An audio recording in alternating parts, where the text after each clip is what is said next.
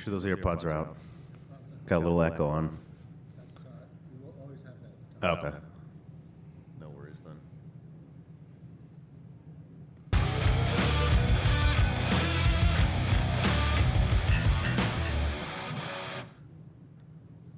It's so rocky. What do you want me to do? We're back, guys. High noon. Took a hiatus. Saw the family. Straightened some stuff out. But we are back. A lot of things have happened.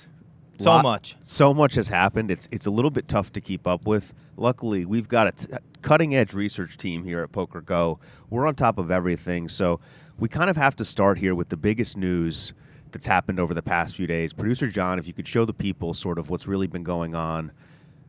Charlie Carroll ascending to another spiritual plane right in front of our eyes. I don't know what's funny about that, but I just want you guys to notice the most amazing thing about this clip is that he's wearing a GG hoodie. Everybody's talking about it. I mean, this is by far the biggest story in the poker world. There's been investigations. Doug Polk replacing Joe Ingram as doing live investigations into this new spiritual plane. Charlie has ascended into another spiritual plane, guys. This is what it looks like. I don't know if he's on Earth anymore. I think he's still grinding, looking to play some high rollers, but not even a sponsored GG Pro. Where's the GG hoodie for this? Just beautiful stuff, guys. So that's going to be our show today. That's all. No, we've got a lot of stuff to get to. To show you this, we're going to start with kind of what everybody's been talking about. Just did an interview with Doug Polk on his YouTube stream. Martin Cabral stealing the attention, stealing the lights from the high rollers, stealing money potentially.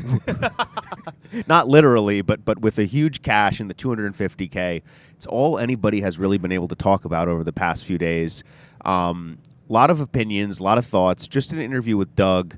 I've seen cease and desist messages from lawyers on Twitter. Andrew Roble, Justin Bonomo, PokerGo himself getting served. But let's just show you how it all started, kind of. Producer John, if you could run this clip from the $250K, I want to show you guys this hand that was just kind of really remarkable and set the stage for what was to come. Russell says, Brandon is very smart. He can use Cabral to his advantage. Do you think he's playing some mind games here, Don? I mean, I think Brandon seems like a people person. Right. You know, like, he can be very social. He can interact well.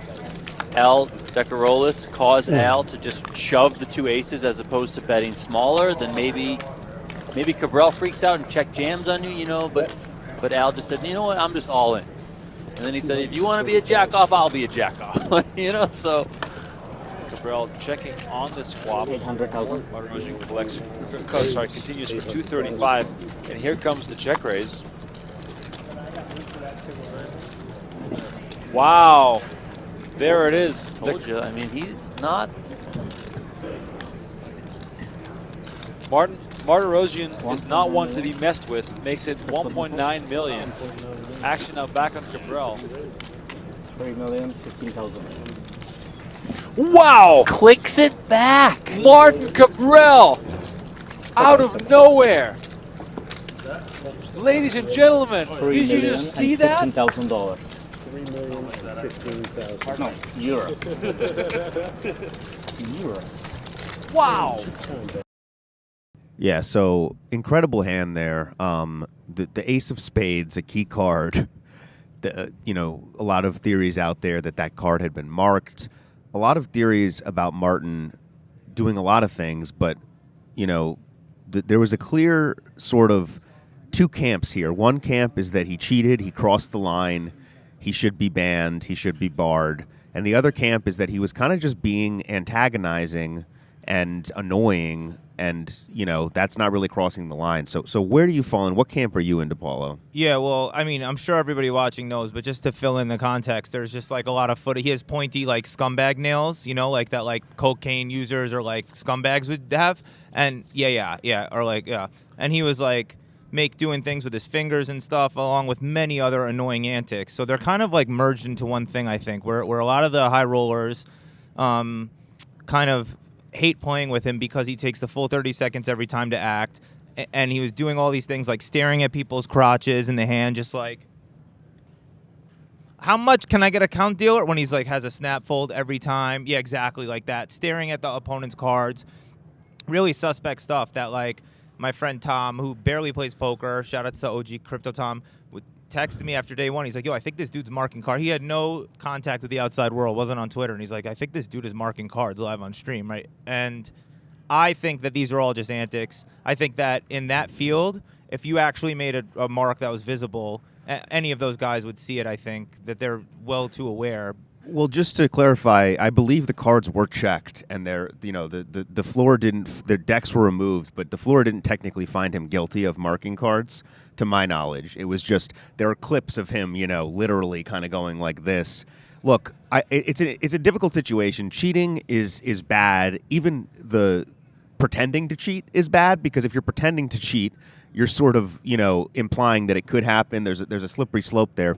Personally, on a personal, extremely selfish level, I found it very satisfying to watch the players who have been tilting me in high rollers for the past few years get extremely tilted by another player.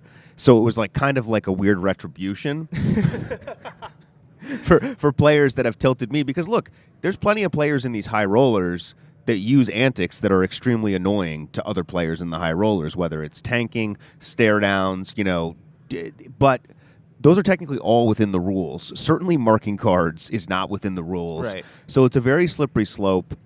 He did go on Doug's show today. I mean, he was talking a mile a minute.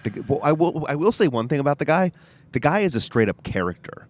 And as a fan, that's the type of thing I like to see, but also because it's so different from what you see in normal, regular high rollers, right? Like, even the characters now, it's just like Linus Loliger with a button-up, Gucci shirt. It's not like he's saying anything. Yeah, I like the antic. I kind of like, maybe coming from playing Borgata on the East Coast, there's a clear line if you actually are ever marking cards or cheating. I think neither of us think he was. We think that maybe he was trying to make it look like that, even though he denies that. He clearly was doing all these things to tilt his opponents, which I've been aware of him for a little bit, where he's just a dick at the table. He's a dick. He's annoying. He's not fun to play with, and that gets you off your game, right? And especially if people think you're cheating, there's the next level meta shit. But short of actually doing that, I kind of enjoy, and I'm sure if I put up 250K, I wouldn't enjoy it. But there's something to be said about like the enjoyment of low-level angles at Borgata, trying to decipher if people are lying or they'll misclick, put in too many chips, and act like they didn't mean to raise, and then end up showing, ace king suited. There's something fun about that in the gamesmanship, and it is a gray area with angles. Obviously, we've said many times, actually marking cards or making it look like maybe you're marking cards is less and less gray, but I kind of think there's some fun in it. The tanking, though, is not good for poker. Hold that thought, DePaulo. We've got a huge hand developing in this 3K. Daniel Negreanu hasn't done anything in the high rollers, but has gone deep in every tournament below 3,000. He's in this with only about 80 people left out of 1,700 in a big spot here. We're gonna hold that DePaulo thought because it was riveting, but we're gonna get back to it in a second. Big hand here for D-Negs. Someone has put them all in. I'm not sure if that's a Euro or not. It unconfirmed. Has a Hollister shirt on. What do you think? You think that's a Euro? No, he looks a little chubby to be a Euro. Yeah, little too big to be a Euro. Clearly not on the Espen Jorstad meal plan. But we have some action here. We're going to give you guys live cutting. This is what we do here. We don't just yap and ramble. We don't just talk about punter's pad. We show you guys live hands from the felt. Thank you guys for joining in. We've got a big viewer count today. Apologies to Matt Berkey and everyone from the micros. Oh my God! Look at D-Negs in the fucking blender. He is in the torture chamber. Oh my God! Well, I'm not a big fan of the term "in the blender." What are your thoughts on that term? Because I feel like it's already become overused. Yeah, we could come up with a new one. He's in the DMV. He's in the Flamingo DMV He's in the right Flamingo now. DMV. So, I'm thinking of the worst places on earth you could be. Wow, it looks like he's going to fold. He's got his cards up. What is D-Negs going to do here? Not happy. He's on a United flight right now. You see the GG. He's got the black. Oh, he folds. Lets it go. Show the bluff, non-Euro. The non-Euro or the not sort of fitness-conscious Euro. Although he's in way better shape than me and DePaulo, and certainly better shape than producer John. But, That's takes Daniel down Negreanu deep in the 3K. He needs minimum 5,000 people in his fields to run deep, although I think this got less than that. Poker Pro Eric reminded us that Matt Berkey busted already. So not only does he have to deal with us stealing all of his viewers, he had to bust this today. But yeah, so going back to Cabral, I think one of the things that's really tricky is that Cabral is clearly naturally like this. You know what I mean? Like he is like this in every tournament. Everyone knows about it. A lot of the other high rolls obviously aren't. And I get kind of frustrated watching the same sort of, robotic kind of emotionless behavior. But the truth is these guys aren't incentivized to put on a show. Mm-hmm. They're not getting paid anything. Right, and it's not like a Hustler live stream where you need to do some antics to get invited back or be entertaining. There's you can just enter. The barrier to entry in tournaments is money. A Christoph Vogelsang has zero incentive. He's not worried about getting a seat with Nick Airball.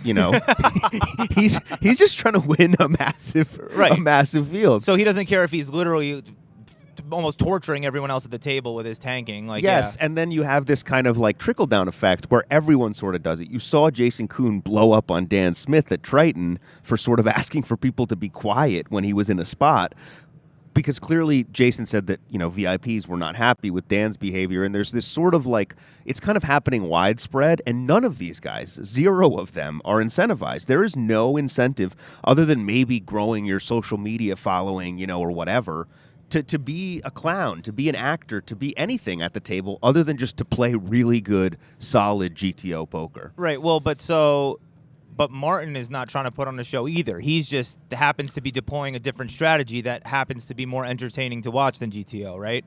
He's not. You're not implying that he's trying to grow his name. No. I think that Martin is clearly doing this for his own natural reasons, whether they're nefarious or not. I don't think you can act like that. You can't try to be like that. You either are like that or you're not. And Martin is like that. And I think what's interesting as a viewer is it's just so different from the other players. And that's not just his antics, it's the hands. Watch the hands he played. Yeah, the hand we saw, yeah. He had a hand where he not only did he take a massive dump on Martirosyan, who ended up finishing second, he'll be fine, great player. He's also only 22 years old. Another scarily young player.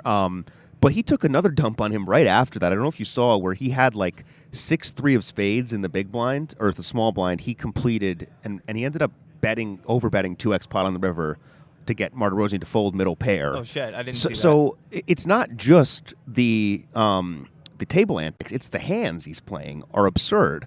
And I've actually felt like in some ways, is he a cheater or is he just a really annoying whale? Yeah, probably an annoying whale. And then he gets some edge in that. I mean, I don't know, how can he be an annoying whale though? Affording to play 250Ks is interesting. That he's playing. I've heard dailies up to 250Ks. Who the hell knows? Maybe he's close with some people that have money. Who knows in poker? You know what I mean? He could be selling all of it. But I think that it's like. Then it goes into a discussion. If you're extremely annoying, even though it's within the rules to everybody in the game, and we'll see, I guess, in this Dan Smith interview is one reason, that it got kind of merged together. The accusations that he may be cheating or maybe looks like he's cheating for an edge, / also he's just annoying and sucks to be around. It's they all want him blackballed. But we need to make there's a clear line here. He's either cheating, pretending to cheat, and if either of those are true, in my opinion, he should be barred. There should be harsh penalties because that's not acceptable, especially at such a big buy-in level. Or he's just really freaking annoying. Well, he could be. He could be both. But what I'm saying is, if he's not the first two, then his name is being dragged through the mud. Yeah. And the cease and desist lawyers' letters may be a little bit more verified and justified because once you're called a cheater in poker, as Ryan DePaulo knows, obviously, not from personal experience, but. I know. He's about to make the point of how bad it is to be called a cheater in poker and then accuse me of cheating. Rumor has it that in New Jersey in 2015, DePaulo may have marked some cards in a home game. I actually have a really embarrassing story of this. I was 19 with some friends. We were, packing the beak. Young, still a virgin. Very, very virginal. And it was four-handed. I was mad at my friend Matthias. I had the next deal. So I stacked the deck to give me a set of fives and him pocket aces. But I only had time to stack it through the flop. Of course, we get all in our $10 on the flop. He rivers an ace. And I literally look up to the gods. We gotta cut out to this. Oh, my God. Negreanu is doing some type of Martin spider crawl using his antics over the table.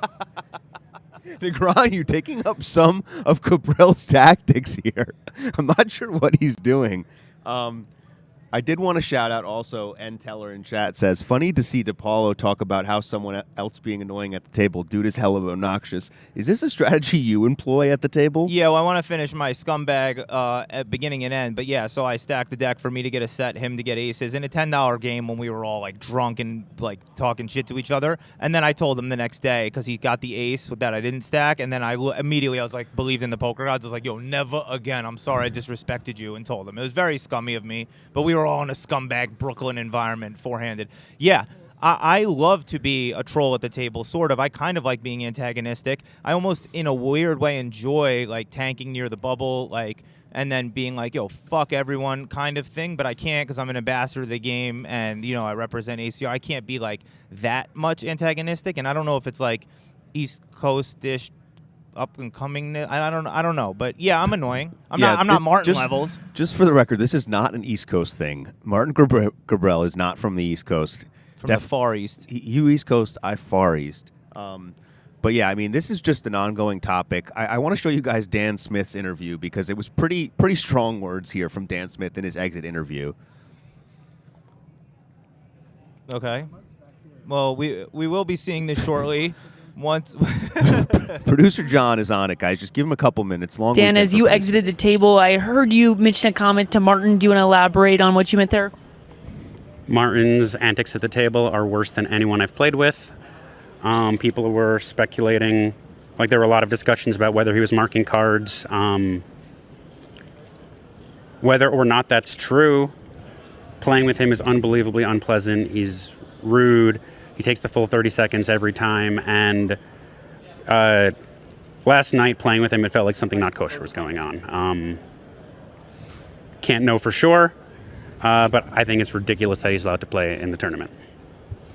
Bringing it back to your experience here this summer, your third cash, you won your last bracelet on this stage last summer. Is there a level of familiarity now that you're, back and you have that bracelet under your belt? The stakes were so big today that it felt very different. Like last year, when I was playing heads up, I mean, like we were playing, we chopped, we were playing for 60,000 or something. It was really about the bracelet. When you're playing for $5.3 million, it's more so about the money. Thanks so much for the time, Dan. Guys. So Dan Smith there, I mean, it's kind of funny because last year he played for a bracelet, which was a huge moment for him. First place was less than 500,000. This buy-in was 250,000. So the level of stakes bring another level of intensity that we'll never understand because we'll never have $250,000 to our name. No matter what we do in this lifetime, DePaulo, we could sell our souls. We could go on Flamingo right now, both of us, sell our souls to the highest bidder, and we wouldn't get close to that. we get like $7. We get super chats worth more than that. We get super chats. And thank you guys for watching. I'm going to do this shillery this time. Just hit subscribe, please, so we can maybe get paid eventually to do this. Subscribe. It's not going to interrupt your fucking home feed. It doesn't, nothing. It just helps us. Do us a favor, bro. Just hit the subscribe button so we get subscribers. And then the powers behind the scenes at PokerGo can, let's get the DePaulo defamation paid. lawsuit. And let's get me paid. We appreciate it. But yeah, no, I don't know. What do you think about Dan Smith and these guys thinking that because he's unpleasant to play with, like, it is fair because it's a private organization to say, like, okay, you could ban, but that feels like a slippery slope arguments are retarded. But, like, I mean, the thing about tournaments is the only barrier to entry is the money, and then you just play, right? I don't think you can ban someone for tricky. being annoying. Also, Dan, I will say, is one of the most loved people in poker.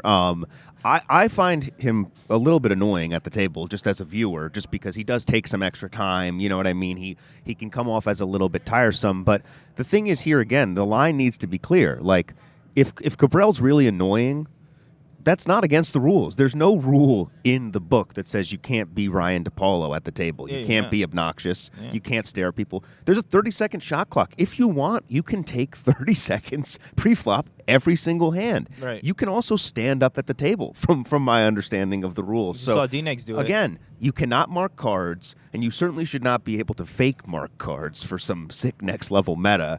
The question here is, does Dan have a real valid point, or is he just extremely tilted that he just busted a $250K? Or both, because that's what it felt like with him and Chance. I did think they had some very valid points, and they were well-spoken, but were they just on Megatilt because this guy, showered them or kind of messed up the experience. I mean, Chance came in as a massive chip leader and ended up getting nowhere near the top 3, so...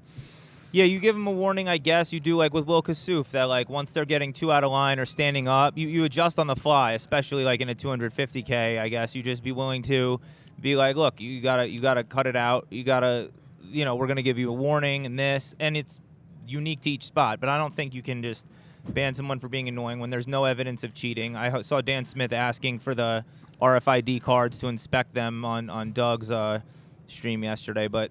Yeah, I mean, I trust the powers that be would investigate in this in a 250K. I mean, bro, I don't know. That's my amazing hot take on a radio show. Jesus Christ, yeah, Ryan. DePaulo really coming through with some polarizing statements here. I do like the angles, though, in a way. Like, I like low-level angles, man, and it's kind of stupid and silly of me, and it's like, I don't want everybody to tank. Tanking is the worst thing. Let's ban Vogelsong, right? He's winning. They should want Cabral. He's whaley. You heard it first, live on YouTube with over 1,000 viewers. DePaulo is a fan of angle shooting. That one is going to go down. Maybe let the Punters Pad people know, just so the competition for Triton is not diluted, and DePaulo is not like icing darts or something, or like juicing up mini golf balls to try to get ahead. I don't do it. I some level I enjoy deciphering if you're being angled. Yo, you said Chance low level angles, right? We've seen him like. It's like there's a slippery slope. Like the lowest level of it is like moving your chips around like you may call, right? Or like flicking your cards like you may fold to get reads, right? Many people accuse Chance. Yeah, wasn't there a hand last year where Chance kind of got in a little trouble for like fake kind of calling or something? Yeah, in the main event. And I think all of that is sort of fair. It's kind of, that's okay. Even though I don't think, like people might say it's grimy, it's kind of, you're trying to take each other's money. It's weird in poker where it's like, you're out for yourself. I don't know. It's a zero-sum game. It's an individual game, unless you have backers, which a lot of people do in these 250Ks. Well, and that makes me tank more, the fact that I have backers. Like, I don't like doing it as an ambassador game, but when we're near the bubble... You have backers? Multiple. in $1,500 events? All right, guys, we got to take a second. I'm going to have to talk to DePaulo on the side here. We're going to go out to the field. Natalie has a cutting-edge interview for us. Let's get to Natalie, guys. You want a piece? I'm here with what I'm told is a World Series of Poker legend. Would you confirm that? Yeah, my name is Humberto Brenes. It's a pleasure to start with you. I am here with my shark. Do you guys see this? Wait, show the people. Show the people. They call you the shark. Is it because of your play or is it because of this right here? No, this is a new chart. I played long time ago. I have a little chart 20 years before, and now I come back with the new chart. It's for you. Wow, it's not for me. I'm not taking that. Let's save that for Mintzy. Let's save it for Mintzy. Where are you from originally? Costa Rica, Central America. And you've been playing poker for how long? Yeah, I play poker. My first World Series in '87. What do you have going on today? What are you going to play, or are you waiting for a day two? Seniors. So you're about to take down the seniors. That's what I'm I hearing. have two more, the 50, but Wow. 50 today is a big tournament.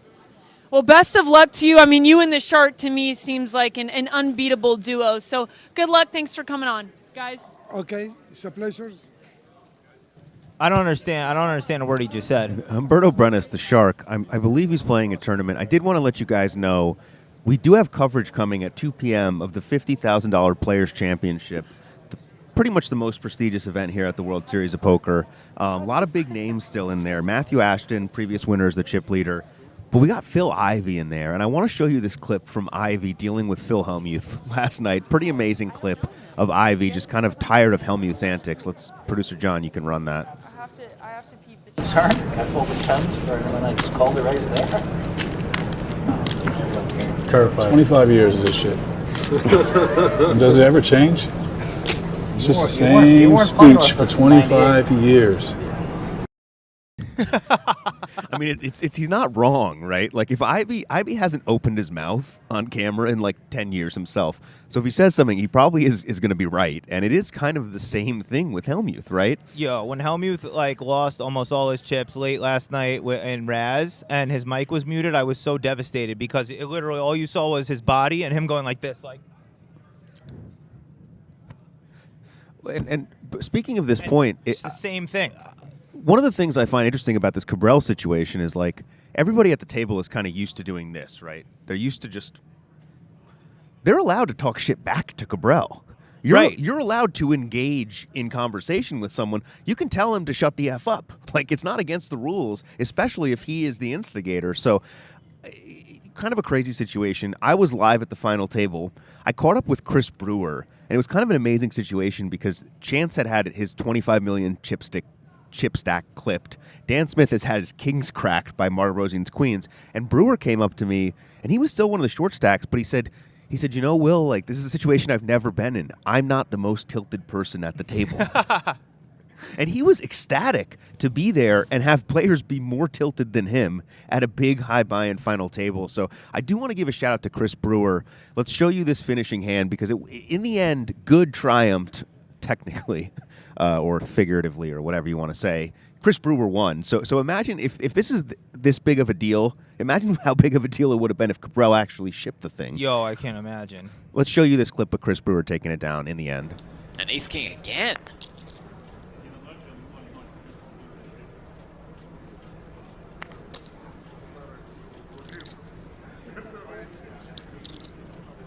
Brewer's got that look. He does jam. Martirosian will snap it off, and here we go. Need a 7. Brewer in some trouble. Paying off a 7. But if he finds a way, he has his first World Series of Poker bracelet.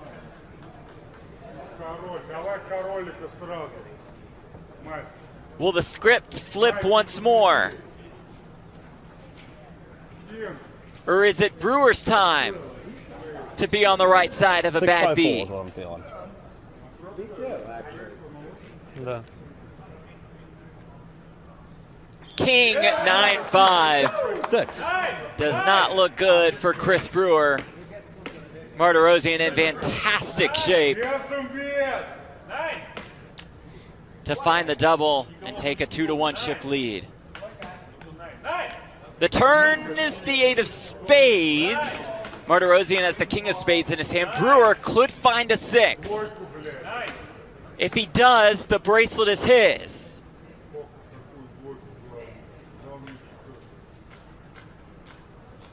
Needs a 6 that's not a spade. Oh! And finds the 6 that's not a spade!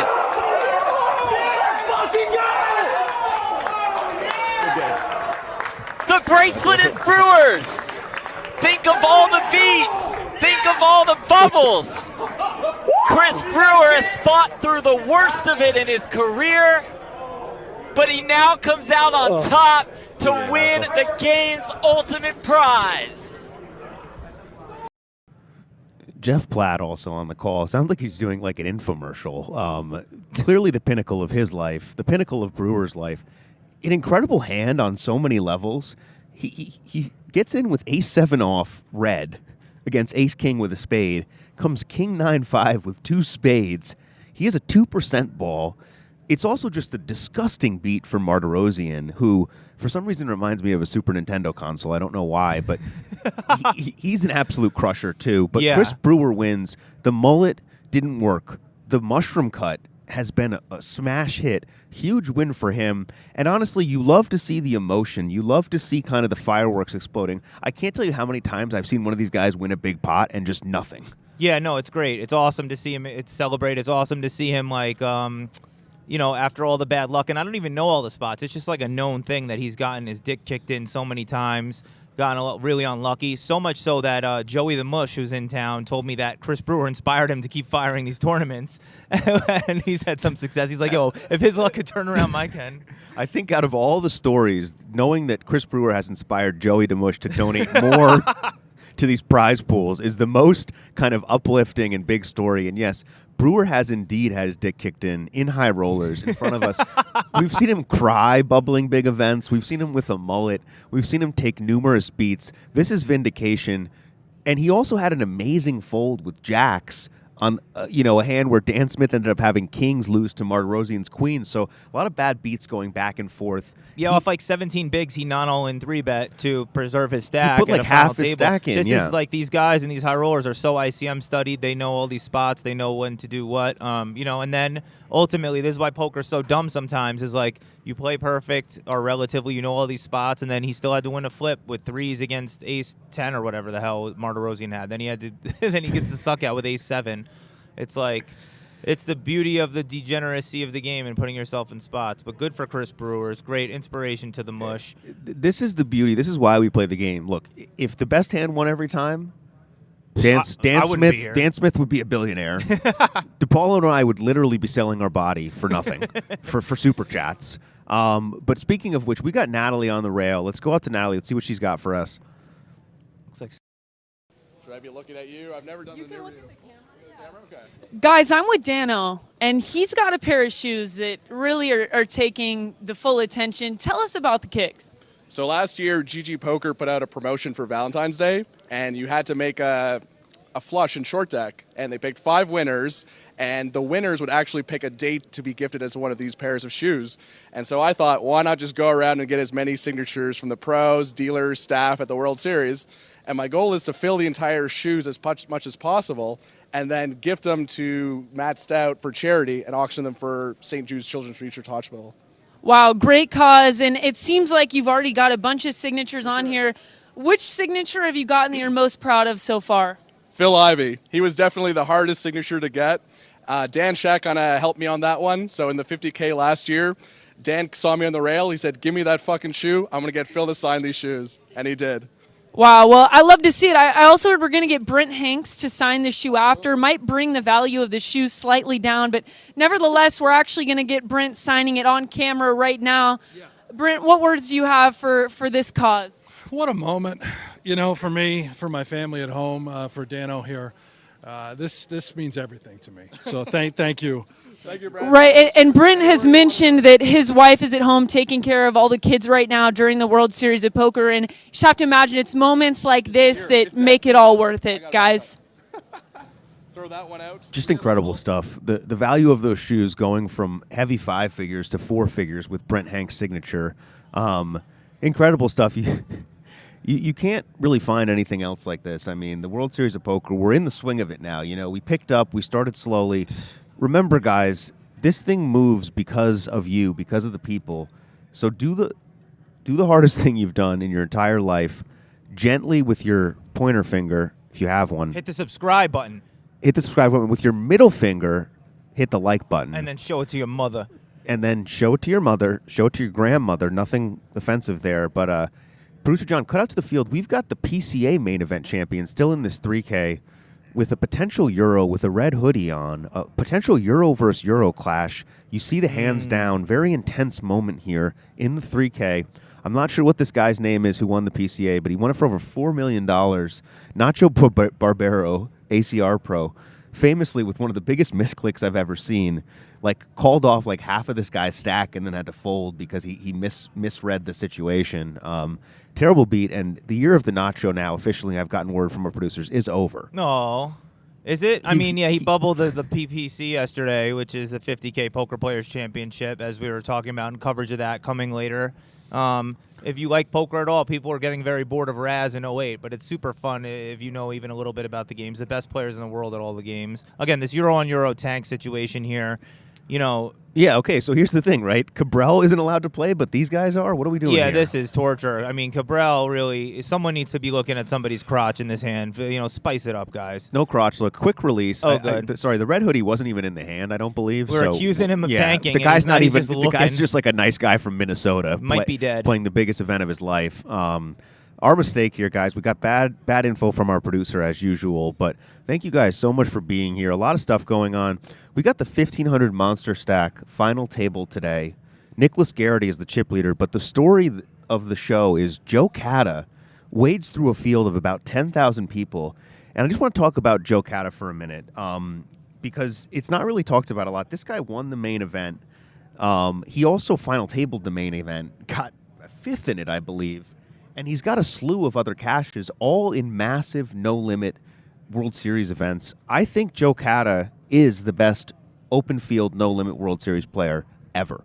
Yeah, I mean, I don't know about ever, but I know about he's great, and he's in these giant fields in the Hold'em zoos and always playing and always appearing. He has like 10 big blinds entering the final table, but it's like a huge field to navigate through. Over 8,000 players. Wins the Six Max in 2014, the 10K Six Max, for $670,000.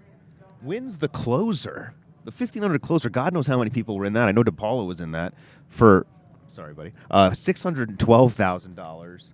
Gets second in the 5K Six Max in 2019 for $268,000, and wins the 3K Shootout in 2018 for $226,000. I mean, to have this type of sex,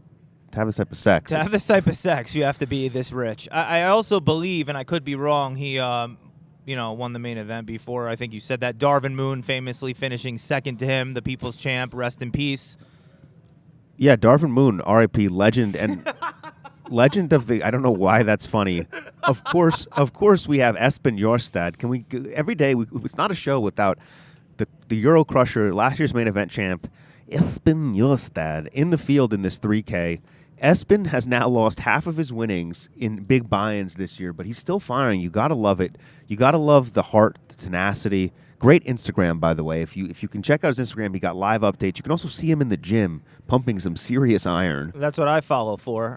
He didn't get paid for like a year. He might have still not got paid from last year's main event because of all the European silly laws. I know they hit my man's John Party with the Canadian tax. Espen Jorstad got like the Norway tax is like 90%. So they gotta hold your shit back to pay you. But he's still firing in these high rollers. And Joe Cata, we didn't even say $1.1 million up top, right in the Monster Stack final table. I see my man's Christian there in the fuzzy corner.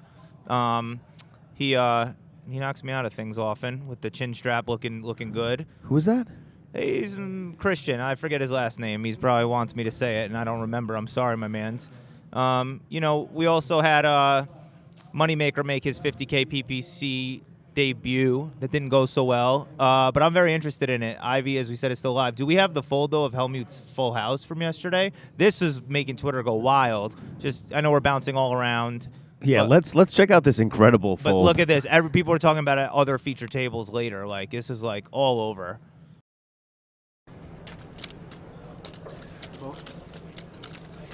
Ray Decardani is going to make the call. We're going to go heads up to the flop.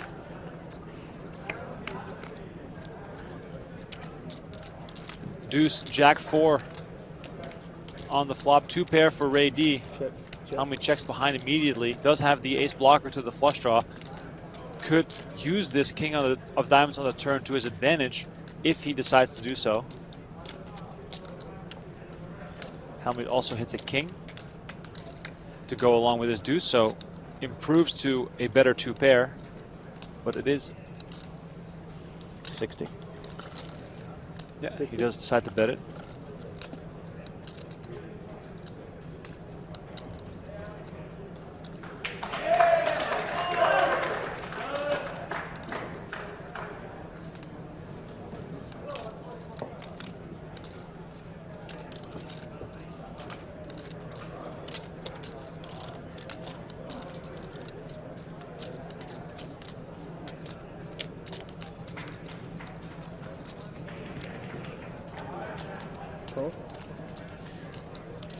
Ray is going to come along to the river card. Of course, has that straight draw to go along with this 2 pair. River card. Deuce of diamonds. Very interesting card here. Gives both players a full house. Helmuth with the winning full house, deuces over kings versus deuces over 4s. 50,000 is the bet from Helmuth. Still, no matter what happens, nice pickup for Helmuth, who needs it badly, as we are 2 eliminations away from the money bubble.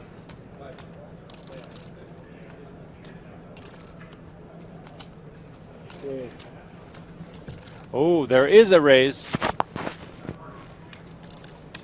370K.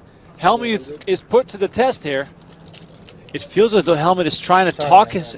I have a really nice full house here. It feels as though he's trying to talk himself out of the hand. That is what's happening right now. What a crazy hand. I thought he was going to snap it off on the river there, knowing he's only beat by kings, fours, and jacks, and he himself has a king. Phil Hellmuth, all he has to do is say call, but he is throwing it in the muck. He lays it down. Ray D doesn't show. Showing there would have caused the ultimate Hellmuth blow-up. Hellmuth with just very easily the worst fold in televised pot limit Omaha history. The worst part is he had no chips, so he was like completely on dust. River's a boat, ends up folding to a guy who wasn't even bluffing, just had a smaller boat. I mean, white magic, I don't know what it's designed to do, but in this case, it made Hellmuth's chips disappear. He ended up getting 14th. I mean, just incredible. Yo, and people in the chat were funny. They were like, 15 people got paid. They were like, Hellmuth playing for 16th place. Like, he was really knitting it up. I mean, there's something to be said about his survival skills, but this is like, bro, you're in a competent field. Like, you're against players who could have worse value, could have bluffs ever, right? I mean, but the guy didn't bet, flop, or turn. This is really bad. It's so much so that other players that have later featured table were talking about it. Brian Rast asking people to tweet him as we look at cocksucker Mizikowski. Sorry, this is David Mizikowski, infamous from, I think, the Martin Zamani interview. Yeah, they CSM. were roommates. Yeah, CSM, cocksucker Mizikowski. Let's not use, let's just say CSM. Sorry, I mean, that's fucked up. The guy you live with does one interview, and then that's your nickname for. Yeah, I mean, Martin Zamani did this guy pretty dirty. Seems like a nice guy. It's the permanent nickname. This guy next to him was late for the restart. With his Gatorade, he was prepared though. Because his hotel caught fire. I mean, he got a big jug of Powerade. Chugging that Powerade. Wow, talk about a free roll. Could have died in a hotel fire. Is somehow still alive. Beautiful shirt there in the 3K. But yeah, that Hellmuth fold, the worst part about it was our own PokerGo's own Remco Renkemeyer with the complete mush. Multiple points during that hand. Remco points out all Hellmuth has to do is call. Hellmuth's going to double up Yeah, he here. goes, no matter what happens, Hellmuth's going to make a lot of chips. No, Remco. Not no matter what happens. Because Hellmuth found the white magic, made most of his stack disappear with a very good full house. Ray D, I believe, is still in the tournament now. Hellmuth is not. Ivy's in that. That coverage goes live at 2 guys, so pretty prestigious tournament. We're leading into this with a not very prestigious type of show, but we're still here. We're glad you guys are watching. We're breaking records today. Guinness Book of World Records type of stuff. Yeah, and I still got to look up a Guinness Book of World Record to break in poker. There's many available. Like we did the 200 chips balance on one finger, all types of things we should look into for the show. I want to know about this guy's hotel fire. Where is he staying? Is the Aria up in flames? I don't know. I wonder if we could cause mass hysteria one day for fun. Huh? No. We're going to interview him about he just lost everything in a fire and he's late for the tournament. We're going to interview the guy. That's how we do here on High Noon. Yeah. We get bust out line interviews. We get people who just lost half of their family in a fire and they're in the hospital late for day 2. No family members have been lost, according to what we said. DePaulo is trying to set a Guinness Book of World Records record this summer. The most tournament buy-ins and tournaments played before recording 4 figures worth of cashes. You're well on your way to that accomplishment, DePaulo. Very nice work so far this summer. Well, I have no 4-figure profit. You're right, actually, because I have gotten 4-figure cashes, right? $2,401 in the Monster Stack, $1,200 something in the 300 Gladiator, but both of those only profited me $900 if you guys are math experts out there. That's only a 3-digit profit.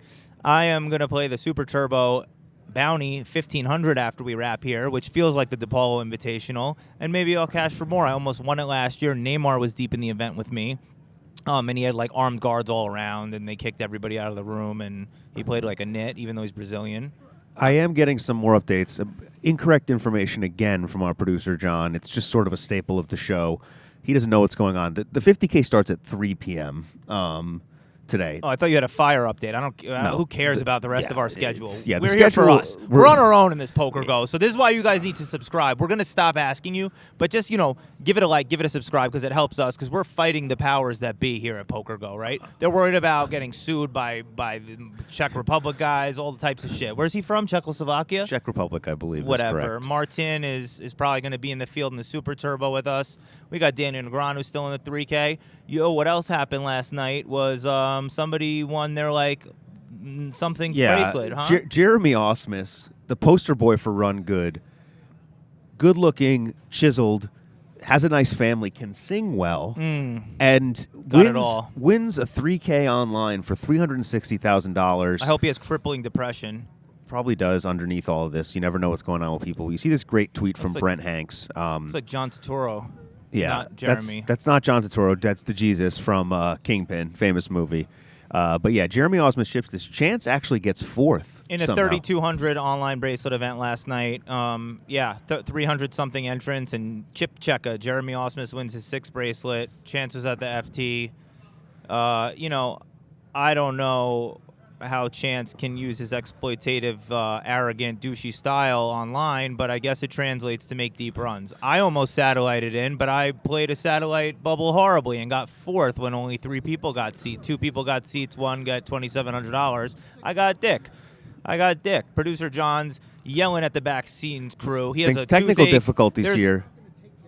There's a lot of shit going down. We got What a do we little got? bit of some drama going on here behind the scenes. We see cocksucker Mizikowski got chair out there. gate We got happening. cocksucker Helmuth eliminated. Let's take it easy on the CSMs. We got cocksucker. No more CSMs, DePaulo. Why don't you show? We've got a chair situation going down. Producer John, stay focused here. Osmus might be higher up in the Player of the Year now after this, huh? Yeah, Osmus somehow going to win Player of the Year. Was buried on the year. Final table's the 100K buy-in. Let's show you guys. Mintzy wasn't able to be here with us. Shout out to Mintzy. I believe he's still alive, doing well. This is him at the pool the other day with Natalie. I think he's at the College World Series now, but he should be back in action with us tomorrow. Yeah, I think he's recovering from severe sunburn. You see his red, faint skin, not made for the Vegas sun, but he's at the sportsbook there with Natalie. Just coworkers bonding while gambling on some college baseball. It's always nice to bet thousands of dollars and profit off of unpaid young men who have no health insurance after they get concussions from their sports. College sports, the best thing out there. Concussions from baseball, not as common as football, but you can get a baseball in the head. You could run into a base. You could chew too much dip, which I believe DePaulo has done already on our show today. They were accusing me of that earlier on the chat. Have you been dipping? I have not been dipping. I barely dip. I dipped for like a month, 4 months ago when I was telling my wife I was trying to quit smoking, and then dipped for a bit. I don't really smoke cigarettes. It's like a little thing. DePaulo only smokes about a pack a week of Newports, according to my sources. But True. He's getting off of them. You see Chris Moorman out there. Shout out to Team ACR. Shout out to Team ACR. Although none of us have made a final table, I was hoping Nacho would go shout deep. out to the good ACR pros. We're not talking about DePaulo. We're not talking about Rob Kuhn. We're not talking about John Party. This is Chris Moorman, one of the actual good ACR pros. I think the biggest online winner ever in online tournaments, or he's up there. Yeah, he's confirmed for legend. ACR with a very wide range of pros. You've got guys like Moorman, who has the most online winnings ever. You've got guys like DePaulo, who just learned how to do a kickflip and cash the monster stack for $2,400. Just kind of different levels of accomplishment. But I like that they're staying balanced there. I like that they're keeping a wide array of players, not just doing one thing. They know what the people want. They want to see people like me who just luck box things and do well. Nah, I've gotten a lot better, man. We did draw for teams for the tag team event, which starts tomorrow, which is like you share one stack with one other player, teams of 2. And in the punter's pad, me and Drew bet on Drew or a team. I was happy, even though Rob Kuhn's the best player. He got John Party. He was very upset. And, I think that Drew and I are going to win. If you guys are in the tag team, don't talk to me, right? I'm going to be on the rail coaching Drew. Do not dare say a word to me. I'm kidding. Everybody say hi to me. Punch me in the face. Do what you got to do. Yeah, if you guys could take it easy on the autograph requests. I know DePaulo has been getting a little bit stressed with all of the randoms. I actually had someone run into me in the hall the other day. Looked like he was on meth. He says, "Are you Ryan?" I go, "No," and he goes disappointedly, "Oh, sorry, my bad, man." Yo, that was my guy trying to find me to deliver something, and I just texted him here. He was like, "I don't know what you look like," and I sent him a video of High Noon. Ryan's so he must have watched for 1 Ryan's second. dealer confused me with him. Please do not do that, guys. I am not Ryan DePaulo. I know that I'm dusty. I know that I'm struggling. I don't have a lot of money, but we're not at that level yet, thankfully. We do have Chris Moorman, a lot of legends in the field in this 3K. Deep in the tournament. That's what we got going on. We have the Monster Stack final table starting. Shout out to very up-and-coming vlogger, Pokerface Ash. huge fan favorite, made a really deep run, was not able to finish it out, but kind of incredible in this monster stack. What happened to you in the monster stack, DePaulo? Yeah, well, I got short. I played the bubble way more conservatively than I would have otherwise because of the punter's pad competition. And I just, grinded it out. I actually played pretty well because the hour level is long grind, and then just 15 bigs, jammed the small blind versus button open with 7s, and he tanked forever and called with ace-10, which is a clear call, and then lost the flip. It's what goes down, but I was glad to get on the board as far as the competition goes. And yesterday, the next tournament in the contest was the $500 freeze out, which I lasted 2 hands.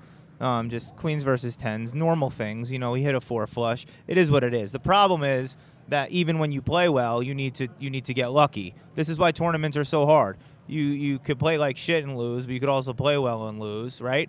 The key is to play like shit and win, and this has usually been my formula in the past. I hope to get back to that today in the Super Turbo. Are we going to see you in there? It's a bracelet in one day. Why not play it with us? No, I today have a big day. My main event starts. The $10,000 PLO Championship, I believe, begins at 2 p.m. That's my plan. If I can get $10,000, I'm going to be in there. Oh. It's my biggest event of the summer. Are you seriously playing it, though? Yeah, if I can get the money, I'm in there. Wait, but that part, are you serious about that? You don't know if you can get the money? I only have a few thousand on me right now. All right, send your super chats. Maybe by the time they get processed through PokerGo, they take out their cut. We pay off the lawyers. Get those super chats in here. But meanwhile, we've got a super chat player, Espen Jorstad. 2022 main event champion. Who's going to win the main this year? It's not going to be me. It's not going to be DePaulo. Who do you guys think? Is it going to be Dan Smith? Is it going to be Paul Volpe? Is it going to be Vanessa Selbst? Who's going to be the winner this year? Of the main, I wasn't listening. I was looking at the chat. I'm sorry. I really try to do a good job of active listening, like my therapist Yeah, told me you I can need see to do. DePaulo constantly looking at the chat. That's why he's giving you guys so many great shout-outs during our show.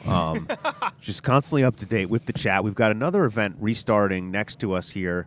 The $1,500 horse, about 260 players left in that puppy. Ugh. Yeah, I don't know. Sounds so boring. Some of these games should be made illegal. No offense to the players. Raz, I do think Deuce to 7 is a great game. They're And great. Yeah, shout out both. to Benny Glazer. I'm not sure if he's a Euro or not, but he won, I believe, his 5th bracelet to go along with 890 scoop titles in the 10K Deuce to 7 event against a very good Scandinavian player. Did want to get that in. He is on the edge of Euro. You know what I mean? He could be Euro. Yeah. But, yeah, shout-outs to him. And both Deuce to 7 variants, single draw, no limit, and triple draw are great. The stud variants are stupid. Yeah, he's on the edge like a little piece in the game Risk, if you ever play the board game Risk. When you put a piece close to the edge of Europe, but it's still in the Americas or in the Norwegias, of the world. Scandinavians technically aren't Euros, right? Is that correct? I don't know. I just got a wave of self-centered disgust with myself for laughing at your Risk reference when I didn't actually get it, and I want to take that laugh back. I'm so sorry, guys. You'll never get a disingenuous laugh out of me again. Viewers are plummeting here. We need D-Negs footage. We need Phil Ivey footage. We need to talk about cheaters. We need answers. We need to guys, know so- if cards are being marked as I mark the table. There you go. Daniel Negreanu pacing around, still in this tournament. We need some D-Negs footage to get the viewers count up. DePaulo's fake laugh cost us about 200 viewers. I didn't know he had that in him. Appreciate it. Good to know he's got that in the arsenal. The fake laugh from Ryan DePaulo here. Just a stand-up guy laughing at my Risk joke, even though he's clearly not sophisticated enough to ever have played the board game. But we've got Natalie out in the field. Let's see what she's got for us. It looks like she's got someone from the 1500 horse restart. I know this is horse. what she's got. A horse from the 1500 restart. Oh, sorry. This is the legend, former player of the year, Frank Casella himself. Kind of thought that was Maury there for a second. What murder? Guys, I'm here with another legend, Frank. The people were getting mad at me for not knowing Umberto the Shark. I'm 24, all right? But I couldn't forget Frank, Player of the Year 2010? Yeah. Wow. So back at it, and you're playing horse. Is that right? Yes. So tell us about the game. Tell us how you're doing. How are you feeling about the day, too? You got to answer all 3 of those questions. Well, you shoot the ball from one spot, and then the other guy has to shoot the ball from the same. Oh, wait, that's basketball.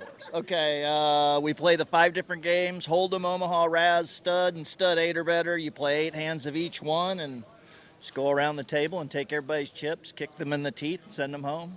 How many are left right now? I think we're about 300 of us, give or take.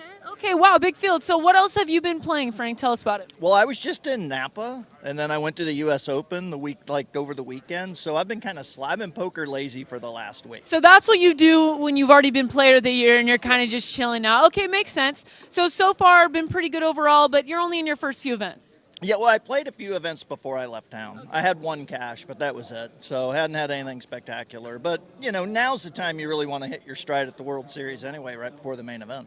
Absolutely. And before we go, you've got to tell me about Scrubtastic. I mean, can we get a close-up on this logo, please?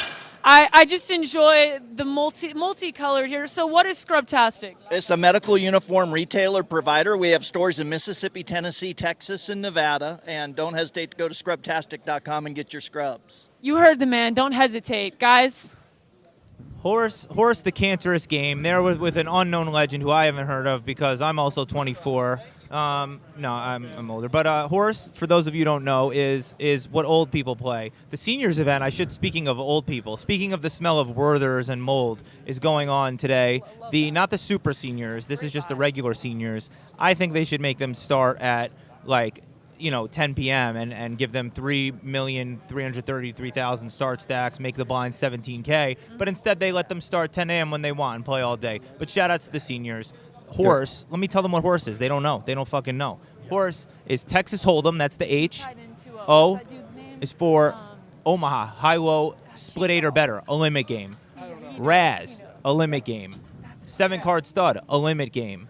7-card stud, high-low, split 8 or better. A limit game. DePaulo on a mission to lose all of our viewers now, thanks to that fake laugh. Wants that fake laugh to be scrubbed from our YouTube channel. We're going to see what our producers can do, but I do want to thank our producers, especially producer John, also a senior himself, still physically able to rub hot oil all over DePaulo and I's foreheads before the show. Look at telling a Phil Hellmuth kind of esque looking hand-aggravated bad beat story almost. He's complaining about something perhaps. Yeah, D-Negs telling bad beat stories. I believe he's still in the tournament, but not happy. He could be shaming someone eating a veal Parmesan sub. You never know. That might be a vegan veal sub, though. We're not sure about that. No, D-Negs he's still in the tournament, has a little dust stack there. I did want to let you guys know if you're watching. The red chips, I believe, are 5Ks. The green chips are 25Ks. Day 2 of this 3K event. A lot of players in the field, over 1,700 runners to start. Yo. How sick would it be if Phil Ivey wins the PPC? I mean, Ivey, I got to say, Ivey is back, okay? He's talking shit to Phil Hellmuth on stream. He's making a deep run. He made a deep run in the 250K. He's back. Unfortunately, we got bad news. The guy whose hotel burned down in a fire is gone. He did not lose his life in the fire, but he did get eliminated from this 3K, so we're not going to be able to grab him for an interview.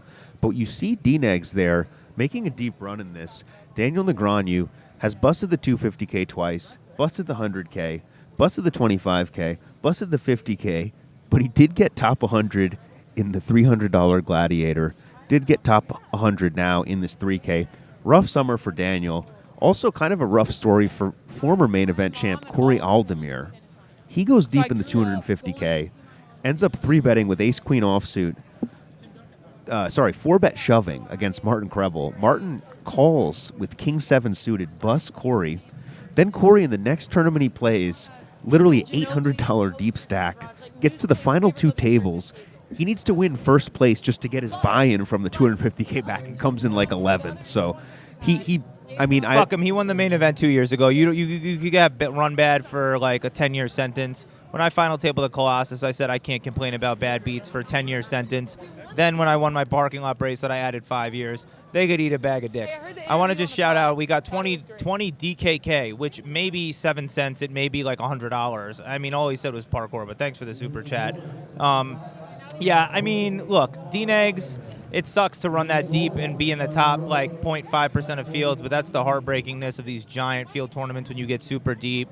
Like Poker Face Ash, but the Monster Stack had a good payout structure. I think she cashed for 56K and a 1,500.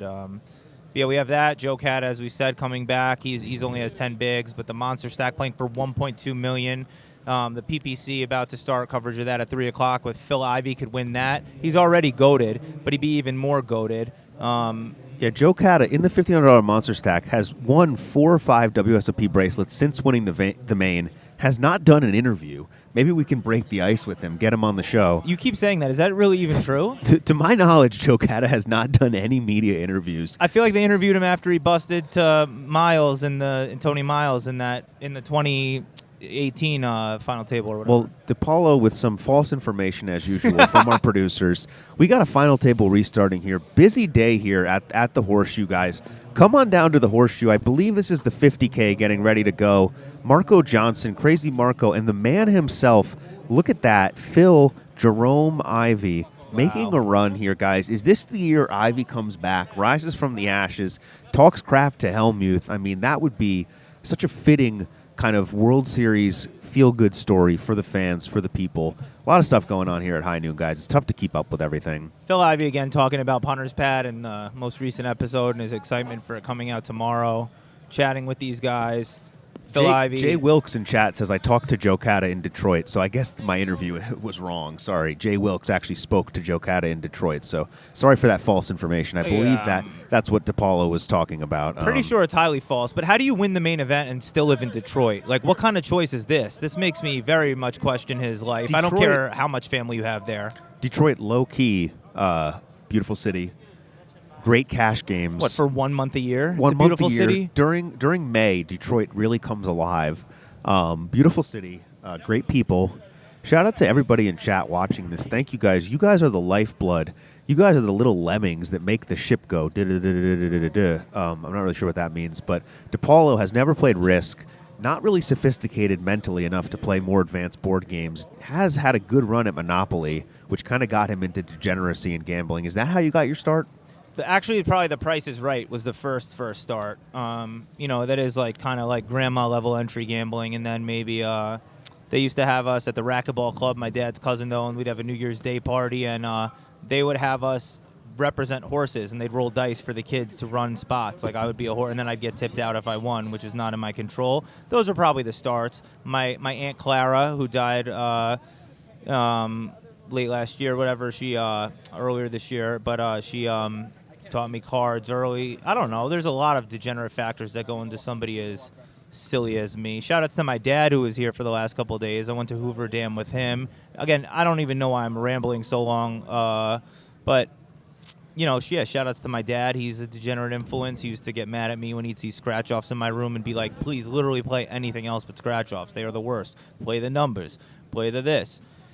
But yeah, there you see Phil Ivey. Phil Ivey, many of you may not know the name Phil Ivey. You might know him online as Big Dick 856969, more known for that, for grinding the micros. But now he's finally here taking a shot for the first time.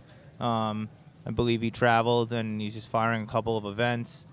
Yeah, the former online legend Phil Ivey, definitely not known for any of his live accomplishments. DePaulo's life story there, guys. Here at the Horseshoe, cutting-edge stuff. Day 2 or Day 3 or Day 16 of the 50K Players Championship. It's all a blur. Don't show us. Show the tables, John. Let's just see. Let's just see what enough the vibes of our are enough out of there. our greasy foreheads. Let's see what's going on in the streets, in the Horseshoe. You see, there used to be a smoking area here. You heard Zamani in an early episode complaining that, for the people who like to do activities, as we look at Stan Lee, I guess, people got to walk really far to smoke and do their drugs now, and it's kind of a shame. Probably we're tailing two guys on their way to smoke some reefer now. A guy running, Brian Rast. Oh, that is Brian Rast. Let's what get a an live entrance. shot. Live shot of the man himself. Been doing a lot of MMA training. You can see from that Eye of the Tiger type of run there from Brian Rast. Just getting to the table, missing some hands. It's okay. He's obviously super rich. He's super smart. He's going to go run to his 50K table. Hanks can't keep up with him. Ooh, Actually, bathroom no, first. we've made a bathroom shot. John, do not cut this. We are going to the men's bathroom here. If Brent can follow him in and give us an update, is that a number 1 or number 2 going on? A little relief before the 50K starts for Brian Rast. Won the tournament. Had a ton of crossbooks that year, so he won the tournament for like over $1 million, and then I believe won millions more in crossbooks. Wait, what year won what? He won the 50K Players Championship. When?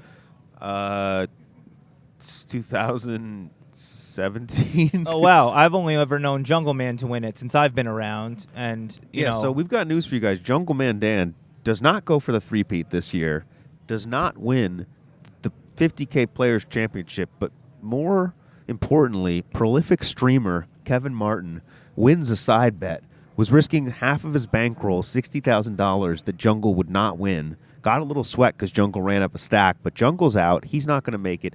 Phil Ivey, though, in pole position to take down this 50K. What a story that would be. Like you heard the online story, Big Dick 6969, Phil Ivey's name, PokerStars Crusher. I did. Or I believe he, and then on Full Tilt he was I love Kuntz, but you pronounced We've got some breaking news from Poker Pro Eric in chat. Says Brown Baller may be hiding in that bathroom, potentially the human solver, giving Raz some Omaha high-low tips in the bathroom before he starts. We've got a wheelie. I believe that's Mike Matisow's scooter. I was thinking that this is the seniors event, baby. There's scooters everywhere. There was a traffic jam in the hallway on break. They got to give them 45-minute breaks. Everybody sits down to pee. Look at all the scooters just posted up. And you only got to be 50 to enter, but obviously poker players don't take the greatest care of our bodies. Many deteriorate by the age of 51. We're immobile, obese, like much of America. You can go to Disney World to see some of the fattest people on earth, but Vegas, there are quite a bit of carts and obese people if you guys are interested in that sort of thing. But yeah, there's the room smelling of Werthers and loneliness and nice cologne and Febreze. And we do have Salty Dog 67 in chat saying that Ras was taking a Taco Bell trot to the bathroom. Do you believe that was the case? A Taco Bell trot. I mean, I don't know. It's just nice to see that guys at that level show up late and a hot mess as well as me. I thought I'm the only irresponsible one showing up late to my day two of the 300. No matter how successful, no matter how prestigious, we all show up late to big tournaments. It's kind of a thing. We can't get out of bed before noon. Very difficult for us. Luckily, this show has paid us so much, but we've got Natalie on the rail there with some of the seniors. Some of the ladies on the rail. Yeah. Thank you, John, for reapplying that hot oil to our foreheads so we can look good for you guys. In front of all these prestigious banners, DePaulo and I will never have banners. We'll never have a lot of money. But as long as you guys keep clicking that like and subscribe and share button, we will be on here most days to give you guys this cutting-edge, nowhere before seen, nowhere else seen footage of the World Series of Poker. Of course, they're playing Fox News and CNN in the walls. They are on mute for the seniors all to debate. They gave out USA Today's and what have you. Show the.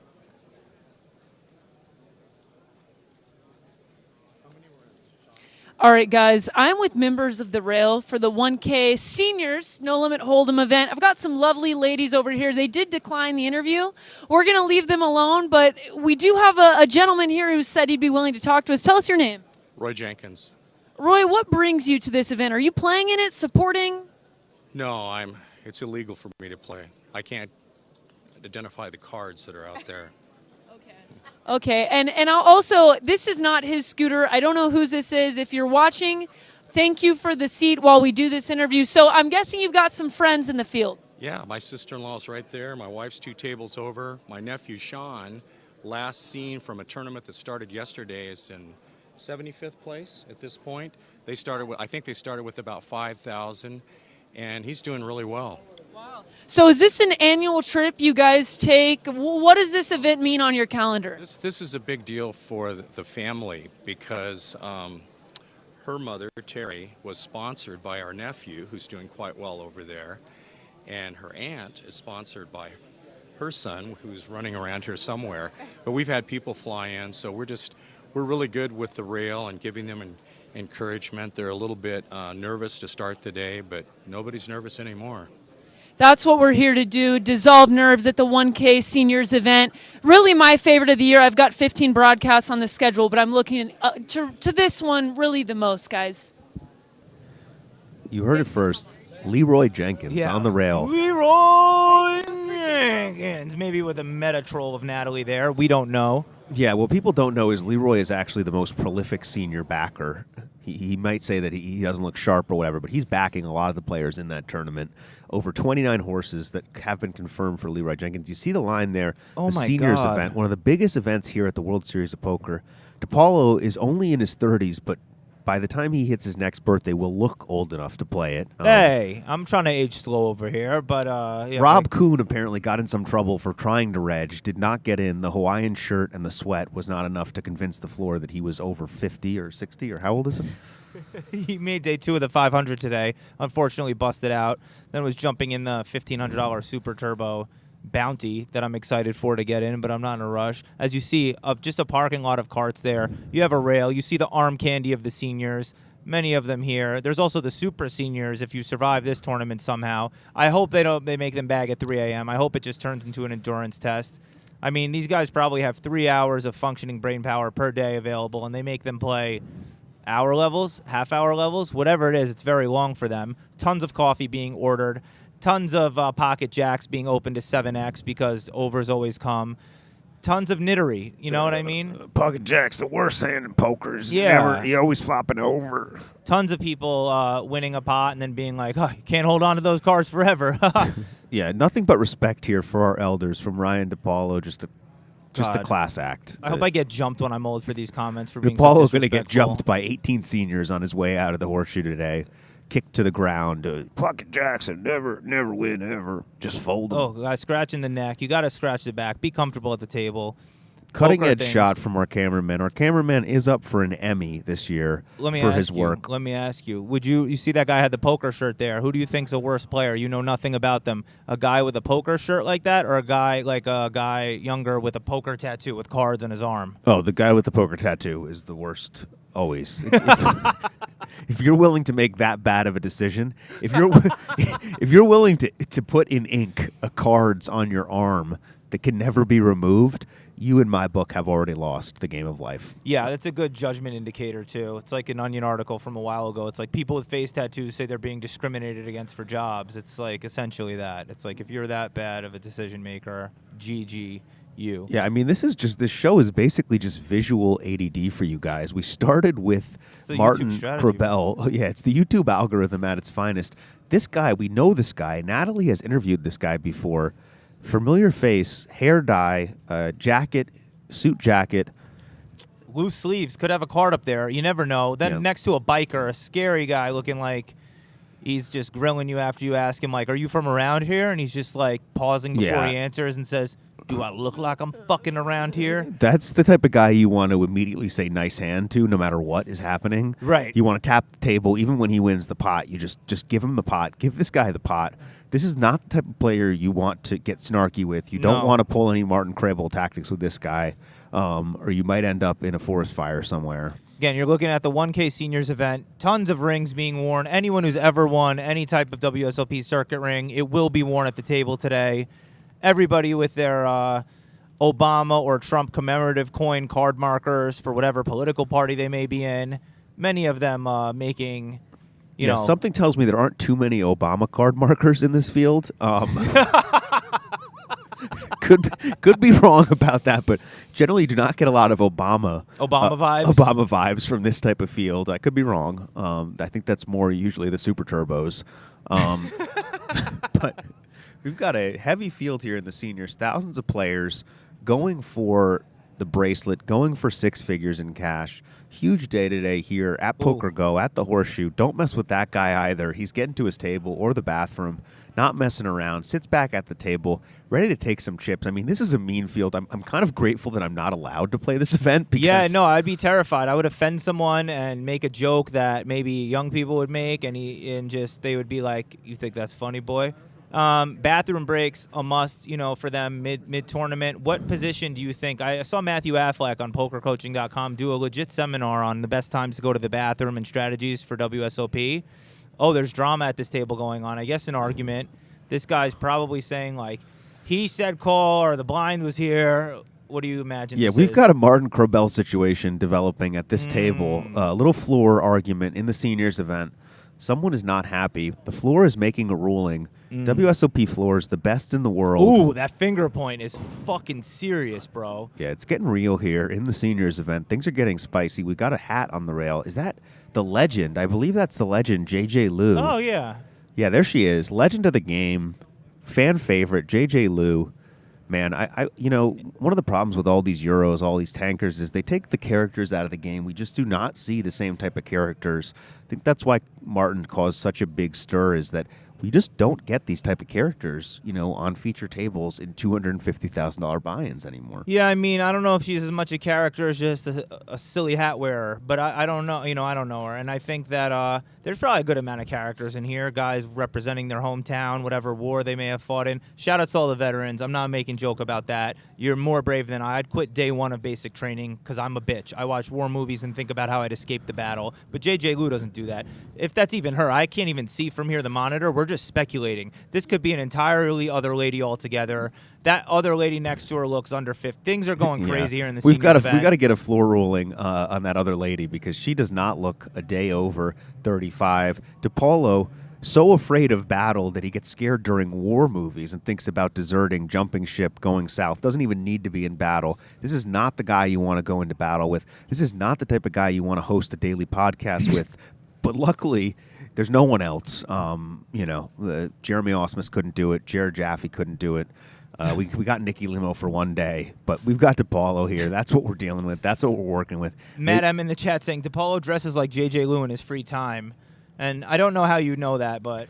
Yeah, we've got a big controversy here. I'm sorry, but Seat 1 does not look 50 years old. We're going to have to get our floor. We're going to have to get our producers on this. This could be the next Martin Cabral situation because how is this woman 50 years old? Can you just please explain that to me?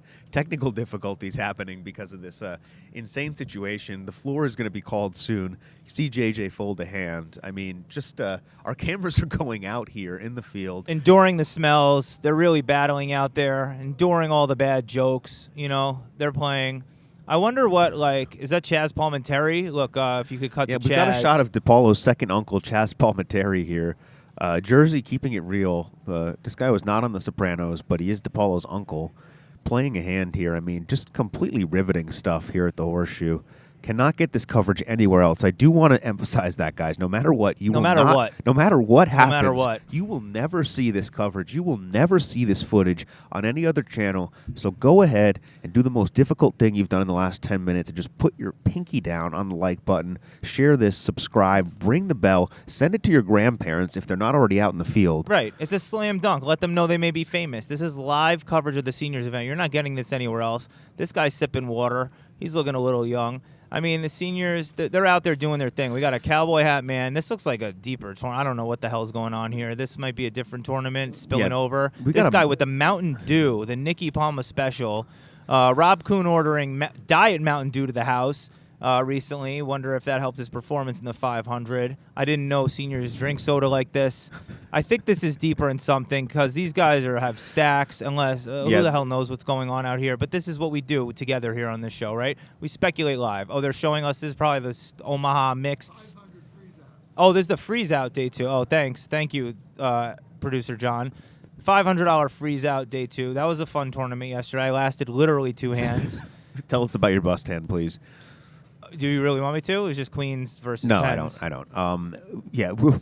John, our producer, came 22nd somehow 2 years ago in a $300 tournament at Venetian that had 50 total players. I think when he wrote, "I came in 20 seconds 2 years ago," is what he meant. Please don't go there, DePaulo. John was talking about a tournament, not sexual activity, which he has had plenty of. Ooh, we got a vlogger, Railbird here, another vlogger taking after DePaulo's methods here. We've got a DePaulo fan vlogging this tournament, this seniors event, cutting edge stuff from the rail. Trying to remember her getting table some number. good shots. Yeah, great shots. Trying to recall the table number. A little bit zoomed in there. I could go help her with some techniques. I think the camera. You need to say, "Oh God." The camera is giving us visual aids here. Really struggling to keep track of this, but getting some good shots there at the seniors event. That is good camera work. Using some cutting edge technology. You see DePaulo using these same effects on his YouTube vlog. Why it's so popular. Why he has over 20,000 subscribers, even though he's only been vlogging for 18 years. Yo, get out of here! I got 108K. Check out my vlog. More World Series of Poker vlogs coming. I put out the first one. It's doing well. You could shit on me for everything else, but don't as to do the guy. Don't take that from me. We're gonna have to get a floor rolling on this. DePaulo says he has 6 figures worth of subscribers. We're back here in the Horseshoe. Wish I had $1 for every subscriber. That'd be sick. Unfortunately, $100,000 subscribers is not worth $100,000. It is long term. I just keep spending it as I'm making it. DePaulo, but let's go out to the field. We've got the legend Felipe Ramos came in second to the Mountain Man in a bracelet event. Almost won his first bracelet. One of the best players to not win a bracelet. Right up there with Christian Harder. The players are falling. Ike got a bracelet. It sucks, dude. I need a second one because like I told you before, I've made the video right after I won the bracelet. And you could check it out on my YouTube channel. It's actually a really good video. It's a quick one. Everyone that I'm confirmed better than now that I won a bracelet. And at the time, there was Dan Smith, Jason Kuhn, Ike Haxton, Alex Foxen, or I called him Kristen Bicknell's boyfriend at the time in that video. All the other vloggers, basically. And now people are catching up. It ain't right. You know what I mean? How am I supposed to separate myself? I think that somebody asking in the chat, am I happy I'm not getting sued by Martin? I'm extremely thrilled. I don't want to So far, yet. Martin, please do not sue us. We do not have the financial capabilities of a Bonomo, of a Dan Smith, of an Andrew Roble. Sue Bonomo. I don't know what I'm blocked from Twitter on Bonomo. I got the amazing overdue blockage from the mask controversy, me jokingly calling him a pussy, and then he 3-bet bullying me, calling me a bully when he's like, I don't know who this guy is, and bullying me. Anyway, there's Mike Matisow too leaving. We've got Mike the Mouth busting. I don't know. Can we get a bust out interview? I don't know if we're going to be able to catch. Not him. That's not Mike the Mouth. No. Yeah, Mike the Mouth would not wear a Rob Kuhn shirt like that. Or walk away drinking water. Mike the Mouth drinks coffee or Adderalls. Drinking Adderall is a very sophisticated Nick Palma technique. Mountain Dew, liquid Adderall. Why Nick Palma has had such a successful run at this World Series, has stopped smoking, drinking Mountain Dews, and eating Subway every day. DePaulo, a big fan of the footlongs. Catch him downstairs. Just an incredible day here at the World Series. I don't know if this is the seniors event or not, but a star-studded field. I'm not sure. That's Sam Abernathy. I don't know. Sure. These ladies look identical. She looks the same as the one in the seniors. I believe she's multi-tabling the seniors event while simultaneously multi-tabling whatever event this is. And all the guys don't even care. They're just like, "Oh, nice to have you, young lady." And then they're talking about football, and it's like, not in front of the girls. Well, we shouldn't talk about the NFL. Bears. Speaking of football, the Jets looking good. DePaulo. They got Aaron Rodgers. They got Sauce Gardner. They got Garrett Wilson. Is this the year the Jets finally don't suck? I think it may be like our best year since the Chad Pennington, although I have some PTSD still from last time we acquired a Green Bay Packers old quarterback, Brett the piece of shit Favre, who led us to an 8-3 record and then didn't tell us that he had a fucking shoulder injury and then went 1-4 down the road. And when we were like number 1 in the power rankings, let Chad Pennington win the division again. Shout outs to Chad, but rest in peace the 08 Jets. I know you all are here for my hot Jets takes. I got to go play this 1500 Super Turbo. Yeah, guys, on that note, before DePaulo gets us canceled, the Jets haven't been good since Mark Sanchez, the infamous butt fumbler. Speaking of butt fumblers, we got Anthony Zinno out in the field. Ryan Fitzpatrick year we were good, too. Ryan Fitzpatrick, Fitzmagic, only threw 8 picks in his final game as a Jet. But, this is what we're here for, guys. An amazing show today. Thank you guys for helping us break records. This guy's got an incredible beard. I recognize him from somewhere. I'm not sure if it's Tekken or Mortal Kombat. But we're going to get you out of here today quickly with a great show. Head on over to the Only Friends podcast if that's still going. Sorry for stealing all your viewers, Berkey. We are here live from the Horseshoe. We'll be back later this week. DePaulo with another fake laugh for some reason. He can't help himself. From the dealers, the floor people, our cameraman, all of the seniors, producer John with a toothache just powering through, almost got his chair stolen. I don't like this camera angle, so that's it for us. Thank you, guys. That's it. That's our show. We're in the hallway at Paris at the World Series of Poker, and we have got some serious merchandise for you to check out. Let's take a look around and see what we can find, because I know there's a lot of items I'm looking forward to wearing this summer. It's always cold in these rooms. Look, it may be hot outside in the desert in the summertime, but you're still going to need a hoodie when you're at the World Series of Poker, and we've got a bunch of good ones for you to check out. We got PokerGO Tour, pull over.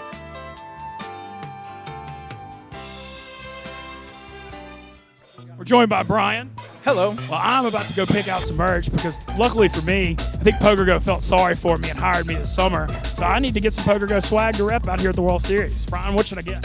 I would say first I would spin a wheel because then you can get a 10% discount. 10% discount? You're telling me I don't get free merch? Look, I thought it was assumed I got free merch coming out here. I'm really kind of going through a tough stretch here. You sure you don't have anything free for me? 100% do not have anything.